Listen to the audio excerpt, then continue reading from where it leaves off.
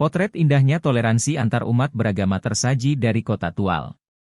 Syukuran sambut Hari Kemenangan setelah sebulan berpuasa juga ikut dimeriahkan pemuda lintas agama, orang muda Katolik Paroki Kota Tual dan kiai kecil maupun anak muda Gereja Protestan Maluku. Pantauan tribunambon.com, Selasa 9 Maret 2024 pukul 20.25 WIB, pawai obor dimulai dari pelataran Gedung Wali Kota Tual.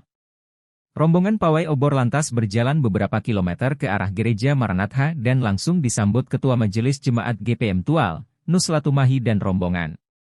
Sambutan Pendeta Nus langsung disahut PJ Wali Kota Tual, Ahmad Yani Renuat yang juga ikut pawai.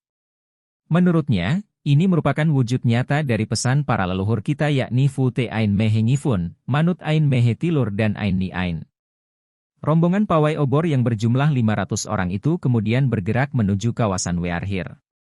Sepanjang perjalanan tak henti-hentinya iringan rebana dan terompet dan pemuda lintas agama saling berbalas-balasan mengumandangkan lagu religi Muslim. Sukacita menyelimuti sepanjang perjalanan hingga tiba di lapangan Lodar El Tual. Kegiatan pun berakhir dengan saling menyalami di antara peserta pawai obor.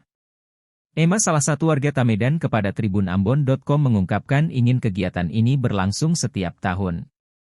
Kata dia, tentunya kami bangga kegiatan ini dapat berjalan dan terlaksana dengan baik, artinya masyarakat masih menjunjung tinggi Ain Ni Ain.